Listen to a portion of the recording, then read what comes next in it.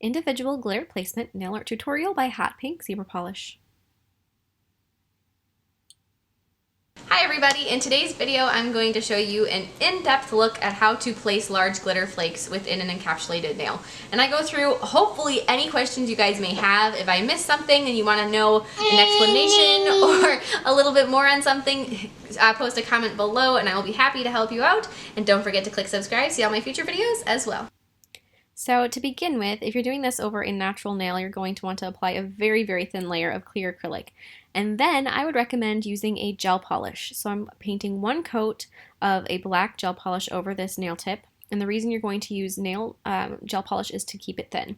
So then you're going to pick out your glitter, and I'm using these triangular little glitter pieces, and pour them into a shallow dish so that you can easily see them, instead of trying to work out of a pot where they're really dense or something. And then apply a thin coat of a thick gel.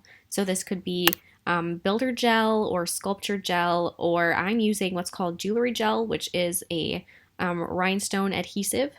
Anything that's super thick and super sticky is going to do the job. The reason that I use the jewelry gel is because once you place the glitter piece into it, it will not move or turn or slide. It's going to stay exactly where you put it. So just apply a very thin layer of whatever you choose to use for that gel product.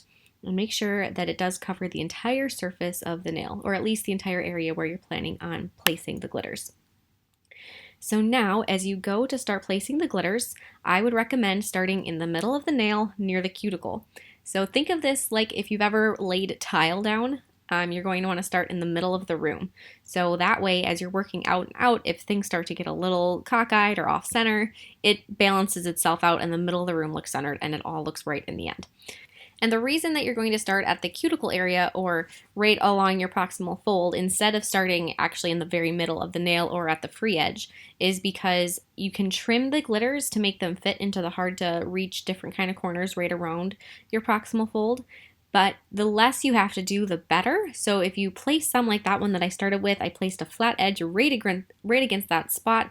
That makes it so that in general, across the board, there's less trimming that's necessary. And when you have glitters at the tip of the nail that may extend past the nail, it's okay because it's a lot easier to trim those or to just take a file and just file them off really quick. And it's just not nearly as taxing or time consuming or tedious as when you're doing it right along those edges of skin. So now as you're looking at this, as you can see, I've got this little disco ball type pattern going on. So I'm doing 3 in a row going across the center, and then after I have those done, this nail is still not cured. Like I said, that jewelry gel will not move. So you don't have to worry about curing it or flash curing it and then having to reapply more of the gel product. So you just keep working on it. And if you're doing this on a client, make sure you charge accordingly. Guys, this nail is time consuming. And if a client wants accent nails like this, charge them, because it is just so time consuming. And if a client really wants this, they're going to be willing to pay because it is so impressive in the end of it. And it doesn't necessarily take that much fine painting skills or anything to do a design like this. It just takes a little bit of tenacity. So it's something that you can offer your clients and have it as an upcharge. And it's just one of those things that if you have a couple different kinds of glitter for them to choose from, it's a great little add-on service. So after you've got it and you're keeping working on all of these different places, as you could see on the one side, as you get towards it, there's a little bit of a lip that hangs off with the glitters. That's because they're not going to fit perfectly. They're triangles. This is not a triangular nail, so the end design is going to hang off the edges. When you get towards that cuticle area, if you're doing this on a client, just eyeball it and trim the glitters. Make sure that you trim them a little on the small side instead of the big side so they're not poking them in the skin. But, just take a manicure scissors is definitely the thing to use and just snip them. Once you're happy with the placement of all those glitters, go ahead and cure it. And after it's cured, you can take your manicure scissors again and trim the ones that are around the outside. Now, if you're making a press-on type nail like I did, you don't have to worry about pre-trimming anything ahead of time. You can just go ahead like I'm doing now and trim the ones after they've already been applied and cured. And see right there, I didn't have enough of the gel on the side, so that's why that one came off. But with this nail, I'm not too worried about it because it's okay. But if you were doing that on a client, you'd want to go reattach that piece. So now after that, we're going to encapsulate the nail. And you can use either another gel product like builder gel or sculpture gel that's clear or clear acrylic. When you're using clear acrylic, you're going to want to make sure that your acrylic is a little bit more wet than you may normally use it so that you don't have little bubbles that form around the glitter. And as you can see, I'm going to do it section by section instead of trying to do a single encapsulation, again, just for the prevention of pesky little bubbles.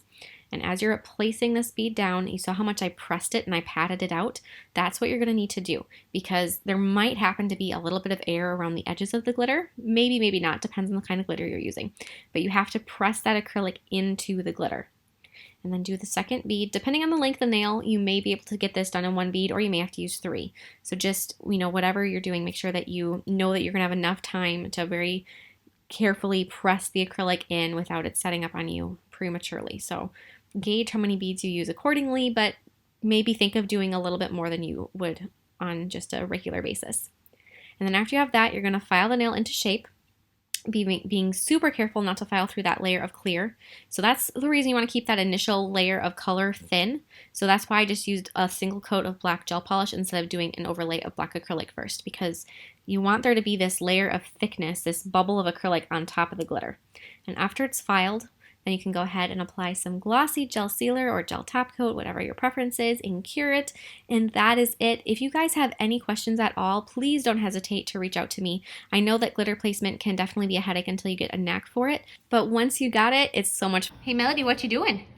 Making potatoes. You're making potatoes? Are they going to be yummy? Yeah. See? What did you put in the potatoes? Butter. Butter? Anything else? Is there Cheese. cheese? Anything else in there? Milk. Milk? Awesome! Are they going to be really good? Are you going to eat up all of them? Yeah. I thought so. Bathroom. Thank you guys so much for watching. I hope this helped. And like I said, reach out to me with any questions. And I will see you next time. Bye!